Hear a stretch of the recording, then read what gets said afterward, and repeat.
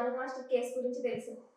అయితే వాళ్ళ వైఫ్ ఆయిషా గారు రీసెంట్‌గా ఒక ఛానెల్‌కి ఇంటర్వ్యూ ఇచ్చారు.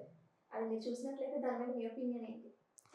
నేను చాలా ఇంటర్వ్యూలు చూశానమ్మా ఇప్పటివరకు అన్ని టీవీ ఛానల్స్లో. అన్ని గాలికి వదిలేసి కూర్చుంటారు చూసారా కొంతమంది మనుషులు.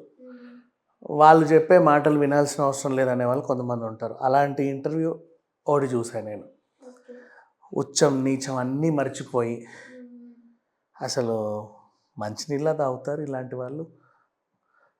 ఒక అమ్మాయి నాకు అన్యాయం జరిగింది అని 21 years అమ్మాయి బయటకు వచ్చింది. ఎప్పుడమ్మా అన్యాయం జరిగిందంటే సో అండ్ సో నేను మైనర్గా ఉన్నప్పటి నుంచి నాకు జరుగుతూ ఉంది అని చెప్పింది.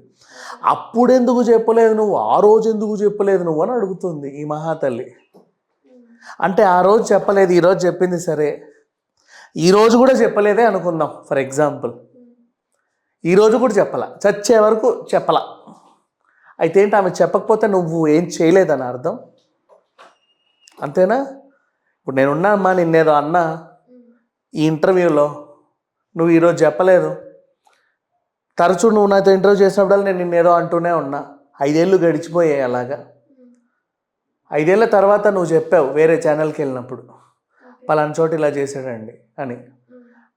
అప్పుడు ఎందుకు చెప్పలేదు అని నేను నిన్ను అడిగితే నేను నిన్నేం చేయలేదని అర్థం.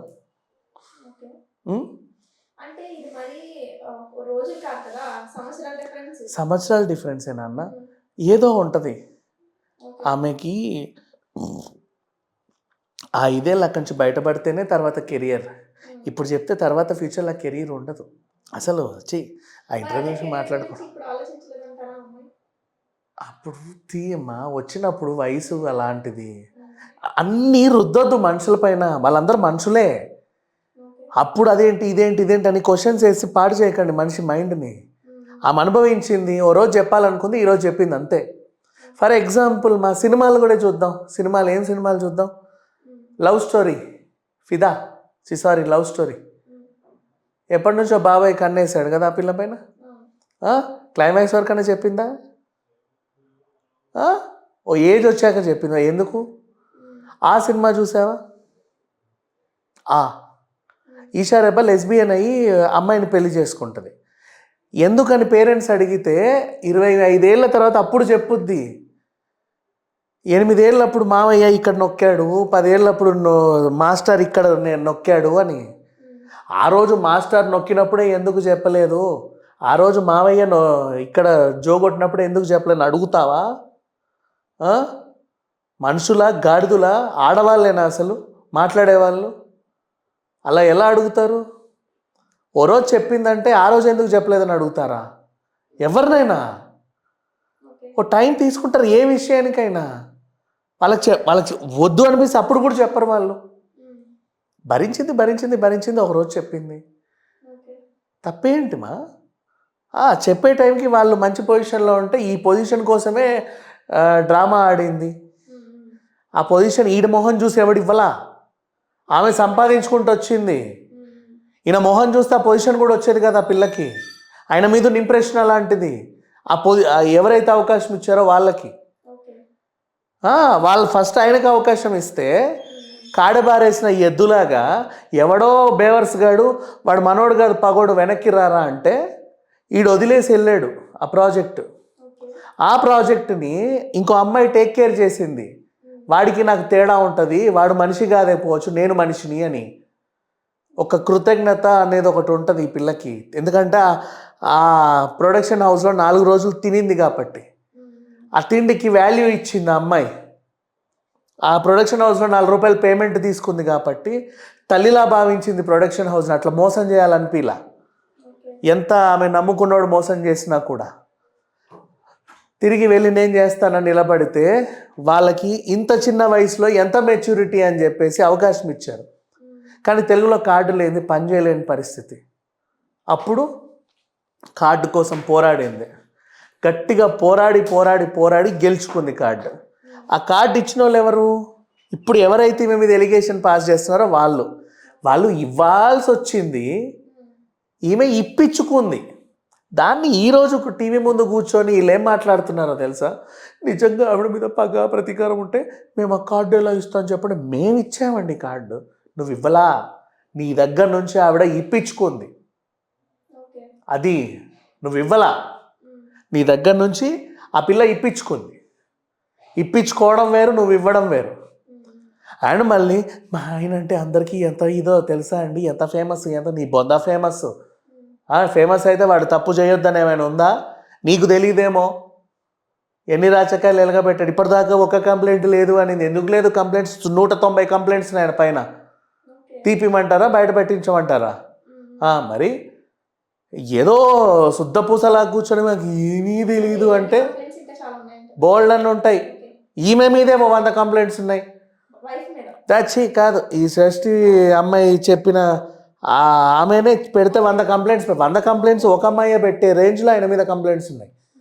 మరి ఇంకేమంటాం? ఊరికే టీవీల ముందు కూర్చొని నాకు ఏమీ తెలియదు అంటే అందరూ నమ్మరమ్మా. నిన్న టీవీలో ఇంటర్వ్యూ చూస్తే ఒక్కొక్కడు చెప్పులు చిప్పులు ఇసిరారు, టీవీ పగిలిపోయినా పర్లేదని. ఆ రేంజ్లో మాట్లాడింది. అలా ఉంది పరిస్థితి. ఇకనైనా సరే కొంచెం బుద్ధి తెచ్చుకుంటే బెటర్. ఇకనైనా అంటే రాదులే, అవన్నీ వదిలేసిన తర్వాత ఇక్కడికి వస్తారు. కొత్తగా రావడానికి ఏముంటాయి?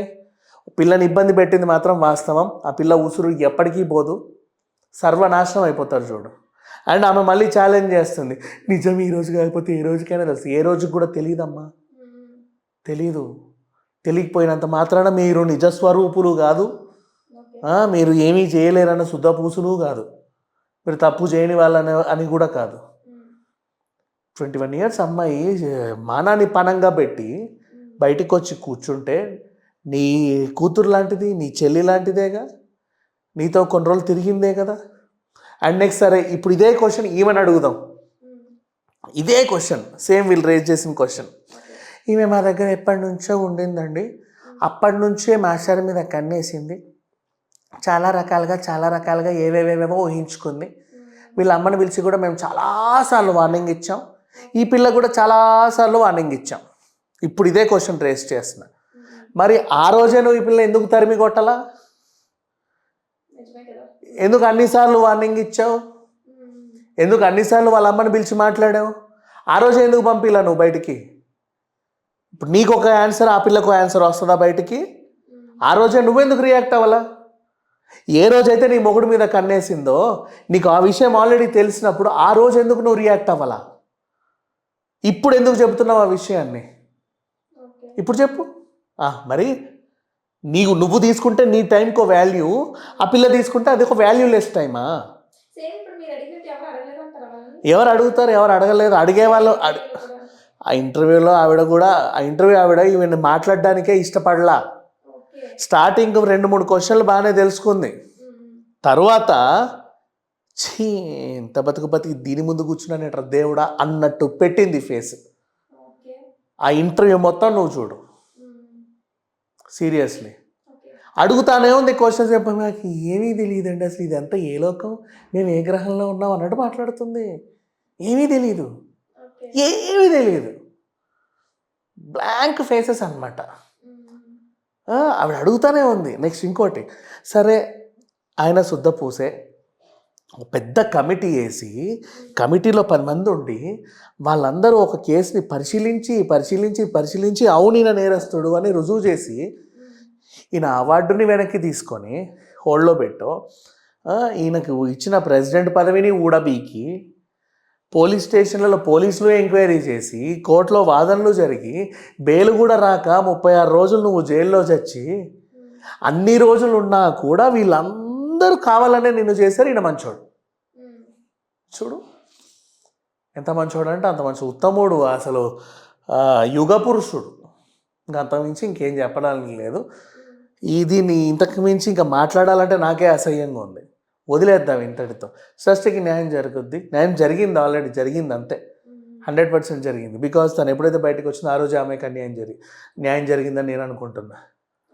నీకు అది కోర్టులో కేసు గెలవాల్సిన అవసరం లేదు, అది ఖచ్చితంగా గెలుస్తలే, పెద్ద విషయం కాదు. లోకమంతా నిన్ను మంచి అంటే మంచి, చెడంటే చెడని నిన్ను అర్థం చేసుకోవాల్సిన అవసరం లేదు. ఏ రోజైతే కట్టలు తెంచుకొని నోరు తెరిచిందో ఆ రోజే ఆ అమ్మాయి గెలిచింది నిజంగా. ఎందుకంటే ఆ గెలుపు ఈవిడకి జీవితాంతం నడిపిస్తుంది. ఆ ధైర్యమే తన గెలుపు. చాలామంది అమ్మాయిలకు అలా నోరు తెరవడం తెలియక నోట్లో ఏదోటి మింగేసుకొని శాశ్వతంగా నోరు మూసేస్తారు. ఈ పిల్ల పని చేయాల, నోరు తెరిచింది. ఆ రోజే తనకు స్వాతంత్రం వచ్చింది, తను ఆ రోజే గెలిచింది.